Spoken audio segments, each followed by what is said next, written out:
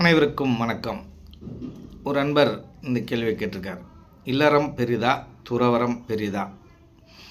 எதை நம்ம சூஸ் பண்ணலாம், எதன் வழி நடக்கலாம் அப்படின்னு கேட்டிருக்காரு. இப்போ எதன் வழி நடக்கலாம் அப்படின்னால் அவரவர்களுடைய மனம் சார்ந்தது, விருப்பம் சார்ந்தது, வாழ்க்கையை சார்ந்தது.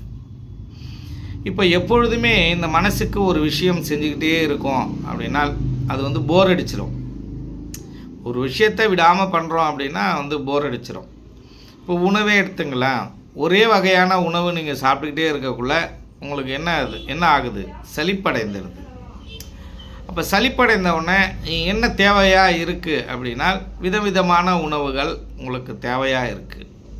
இந்த விதவிதமான உணவுகளே சத்தான உணவாக எடுத்துக்கிறது தான் நல்லது.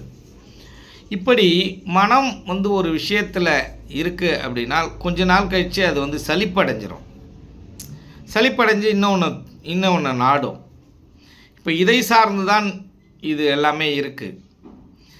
ஒருத்தவருக்கு இல்லறத்தின் மீது பற்று இருக்குதுன்னு வச்சுங்க.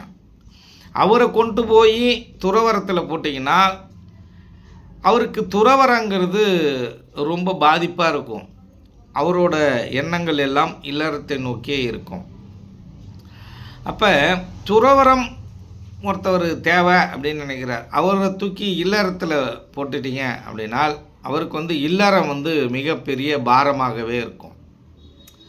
அப்போ யாருக்கு என்ன தேவையோ அதை சார்ந்து தான் அவர்கள் முடிவெடுக்கணும்.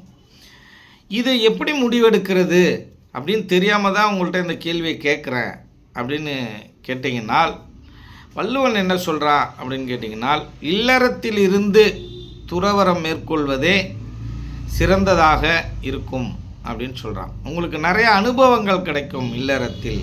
இல்லறத்தோட துன்பங்கள்லாம் அனுபவிச்சிங்கன்னா உங்களுக்கு துறவரத்தோட மேன்மை கிடைக்கும் அப்படிங்கிறது அவன் வலியுறுத்துகிறான். இப்போ ஒருவரால் எளிமையான வாழ்க்கை வாழ முடியும். அவரோட நோக்கம் முக்தியாக இருக்குது.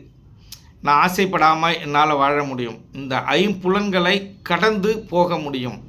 வைராக்கியங்கிறது அதிகமாக எனக்கு இருக்குது அப்படின்றவர்கள் இந்த துறவரத்தின் மேல்து பயணம் செய்யலாம், துறவரம் பூண்டலாம்.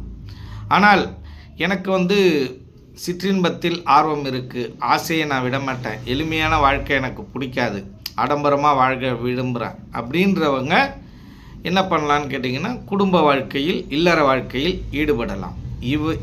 இவர் அவராகவும் அவர் இவராக